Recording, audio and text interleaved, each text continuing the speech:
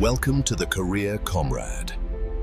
Rise with आज के इस गहरे विश्लेषण में या कहूँ इस डीप डाइव में हम एक ऐसे विषय पर बात करने जा रहे हैं जो पहली नज़र में शायद भूगोल की किसी उबाऊ किताब का हिस्सा लगे। हाँ, भूगोल का नाम सुनते ही अक्सर लोगों को नींद आने लगती है। बिल्कुल, मतलब मुझे भी स्कूल में ऐसा ही लगता था, लेकिन असल में आज हम जिस विषय को खंगालने वाले हैं वो किसी रहस्यमयी और रोमांचक थ्रिलर से कम नहीं है।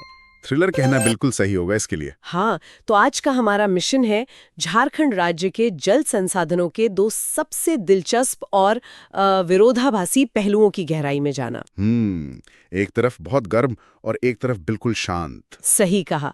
एक तरफ है चमत्कारिक और वैज्ञानिक रहस्यों से उबलते हुए गर्म जलकुंड, यानी जो हॉट स्प्रिंग्स होते हैं, जो सीधे धरती के गर्भ से निकलते हैं, और दूसरी तरफ है हमारी झीलें और तालाब, जो बहुत ही गहरी ऐतिहासिक और सांस्कृतिक विरासत समेटे हुए हैं और कभी-कभी तो बेहद दर्दनाक यादें भी। बिल्कुल।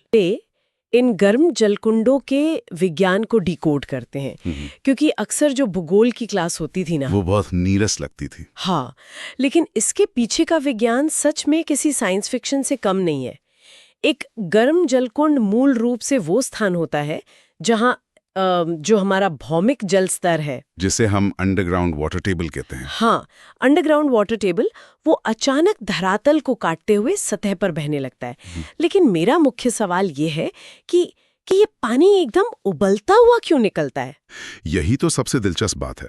इसके पीछे कोई साधारण प्रक्रिया नहीं है। असल में इसके पीछे धरती के नीचे की टेक्टोनिक गतिविधियां काम कर रही होती हैं। अगर हम थोड़ा गहराई में जाएं तो पता चलता है कि छोटा नागपुर पठार का जो भूगार्भिक ढांचा है वो बहुत ही जटिल है। अच्छा। इन प्राकृतिक गीजर या गर्म पानी के पीछे मुख्य रूप से दो बहुत ही शक्तिशाली भौगोलिक कारण काम करते हैं। पहला कारण मृत ज्वालामुखियों से जुड़ा है। डेड वॉल्केनोज झारखंड में? हाँ, डेड वोल्केनो।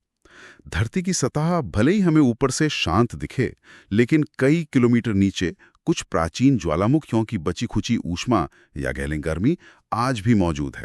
बाप रे! तो जब भूमिगत जल इन टेक्टोनिक दरारों से होता हुआ काफी गहराई तक पहुंचता है तो वो इसी ऊष्मा के संपर्क में आकर उबलने लगता है। और दूसरा कारण क्या है? दूसरा बड़ा कारण है धरती के नीचे मौजूद रेडियो सक्रिय खनिज, यानी रेडियो एक्टिव मिनरल्स। ओहो, रेडियो एक्टिव मिनरल्स। बिल्कुल। इन खनिजों के विखंडन से जो भयंकर गर्मी पैदा होती है वो भूमिगत जल के तापमान को बहुत ज्यादा बढ़ा देती है और फिर दबाव के कारण ये पानी सतह पर फूट पड़ता है। मतलब ये भूगर्भ की एक तरह से छिपी हुई ऊर्जा का प्रदर्शन है। पर इसके साथ साथ इन गर्म जल कुंडों से जुड़ा एक और बहुत बड़ा पहलू है। जी, इनके चिकित्सीय गुण। हाँ, सदियों से लोग इन जल कुंडों में स्नान करने के लिए दूर दूर से आते रहे हैं और ये माना जाता है, और विज्ञान भी इस बात की पुष्टि करता है कि इन जल कुंडों के पानी में रोगाणुनाशक शक्तियां पाई जाती हैं। Healing powers.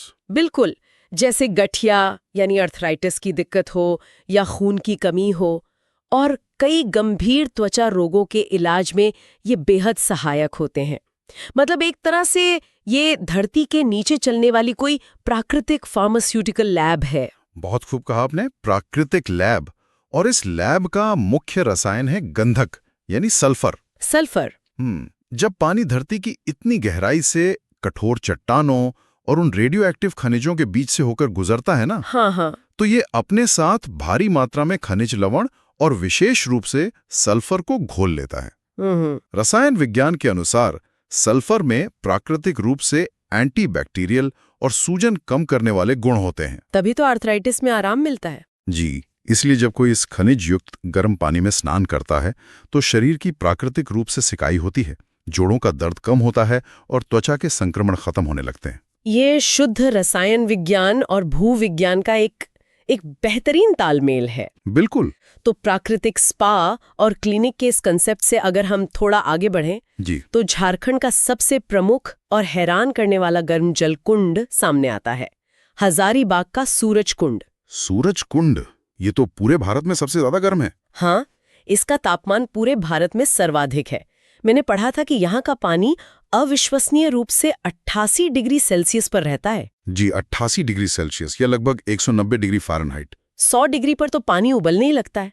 88 डिग्री का मतलब है कि ये पानी इंसान के बर्दाश्त करने की सीमा से बहुत बाहर है। बिल्कुल बाहर है, वहां सीधे हाथ नहीं डाल सकते आप। ये सीधे तौर पर धरती की भयंकर गर्मी का एक जीता जागता सबूत है। सही कहा, 88 डिग्री सेल्सियस का ये तापमान इसे एक असाधारण भौगोलिक अजूबा बनाता है।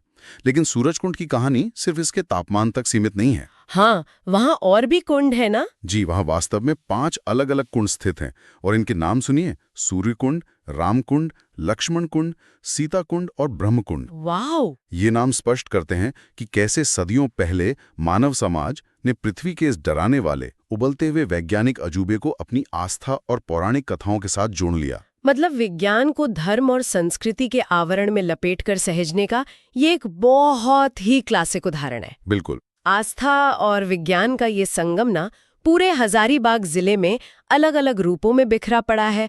हजारीबाग भूगर्भिक रूप से कितना सक्रिय है, इसका अंदाजा इस बात से लगाया जा सकता है कि यहाँ बराकर नदी के तट पर टाइगर प्रपात भी मौजूद है। टाइगर प्रपात, जी। और इसके साथ ही हरहद और कावा नाम के जलकुंड भी इसी क्षेत्र में आते हैं। जमीन के नीचे की हलचल इस पूरे इलाके में साफ महसूस की जा सकती है। अब देखिए, इन जलकुंडों के भौगोलिक वितरण को अगर हम ध्यान से देखें तो एक बहुत ही स्पष्ट पैटर्न उभर कर सामने आता है। कैसा पैटर्न? इनमें से अधिकांश गर्म जलकुंड किसी न किसी प्रमुख नदी प्रणाली के किनारे या उसी की घाटी में स्थित हैं। अच्छा, ऐसा क्यों? इसका वैज्ञानिक कारण ये है कि नदियां अक्सर टेक्टोनिक फॉल्ट लाइंस यानी भूगर्भीय दरारों के साथ साथ बहती हैं और इन्हीं दरारों से गर्म पानी को सतह पर आने का रास्ता मिल जाता है। अरे वाह, ये तो बहुत लॉजिकल है ना? दुमका जिले का उदाहरण इस बात को और पुख्ता करता है। यहाँ की मयूराक्षी नदी, जिसे मोर नदी भी कहते हैं, वो एक प्रमुख जलमार्ग है। दुमका का प्रसिद्ध रानी बहल जलकुंड सीधे मयूराक्षी नदी के तट पर स्थित है। हाँ, और मैंने देखा है कि रानी बहल के ही पास झुमका या जिसे भून का जलकुंड भी कहते हैं, वो भी है। और कुमराबाद में तपात पानी जलकुंड भी इसी मूर नदी के किनारे मौजूद है। बिल्कुल। दुमका जिले की ये भौगोलिक संरचना सच में अचंभित करती है। मतलब ऐसा लगता है जैसे इस पूरे जिले के नीचे कोई विशाल प्राकृतिक हीटिंग सिस्टम लगातार काम कर रहा हो। हीटिंग सिस्टम, हाँ। मयूराक्षी नदी के अलावा यहाँ और भी कई जलकुंडों की एक पूरी श्रृंखला है। जैसे गोपी कांदर के पास झरिया पानी स्थित है। जी। पलासी गांव में भुरभुरी नदी पर ततलोई नाम का जलकुंड है। और इसके साथ ही बारा झरना और केनालगुटा के पास नुनबिल जलकुंड भी दुमका की इस भूगार्भिक संपदा को और बढ़ाते हैं। और ये भूगार्भिक सक्रियता ना सिर्फ हजारीबाग या दुमका तक सीमित नहीं है। राज्य के अन्य हिस्सों में भी ये फॉल्ट लाइन पैटर्न देखने को मिलता है। जैसे धनबाद की तरफ। हाँ, धनबाद की तरफ जाएं तो दामोदर नदी के तट पर तेतुलिया जलकुंड है। बागमारा प्रखंड में मोर नदी के तट पर सुसुम पानी और चरक खुर्द जलकुंड स्थित हैं। दामोदर और मयूराक्षी जैसी नदियों की घाटियां इन भूगर्भी चमत्कारों के लिए एकदम अनुकूल स्थितियां पैदा करती हैं। अगर हम झारखंड के नक्शे पर नजर डालें तो ये प्राकृतिक खजाना लगभग हर दिशा में फैला हुआ दिखता है। बिल्कुल। लातेहार जिले के बरवाड़िया प्रखंड में तातापानी जलकुंड है। फिर चतरा जिले में दुआरी जलकुंड भी इसी हलचल का प्रमाण है। जी, और पाकुड़ जिले को मत भूलिए। पाकुड़ जिले में भी महेशपुर प्रखंड के शिवपुर गांव में शिवपुर सोता और बारामसियां हैं। और बुरू नदी के तट पर लाडला उदहा मौजूद है। लाडला उदहा नाम काफी अलग है। हाँ, और लिट्टीपाड़ा प्रखंड का चटकम जलकुंड भी इसी श्रृंखला का हिस्सा है। ये सारे नाम और स्थान चीख चीख कर बताते हैं कि राज्य के नीचे की जमीन कितनी ऊर्जा युक्त है। तो धरती के नीचे की इस बेकाबू उबलती ऊर्जा को समझने के बाद अब अगर हम सतह के ऊपर इंसान द्वारा बनाए गए जल स्रोतों की बात करें तो एक बिल्कुल अलग ही दुनिया सामने आती है। बिल्कुल अलग दुनिया। गर्म जलकुंड प्रकृति का अनियंत्रित रूप है, लेकिन झारखंड की झीलें और तालाब इंसान की उस कोशिश का हिस्सा है जहां उसने पानी को ठहराव दिया, उसे अपनी जरूरतों के लिए बांधा और फिर उसके आसपास अपनी पूरी संस्कृति खड़ी कर दी। जी, ये झीलें महज जल संचलन के केंद्र नहीं हैं, बल्कि इतिहास और संस्कृति के मूक दर्पण हैं।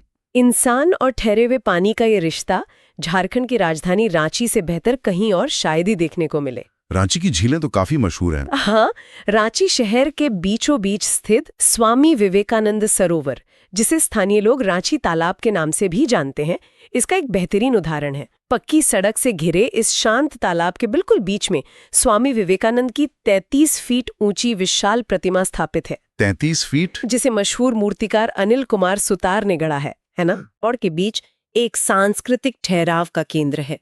इसी तरह रांची का कांके बांध और धुरवा बांध भी जल प्रबंधन और पर्यटन के प्रमुख स्तंभ बन चुके हैं।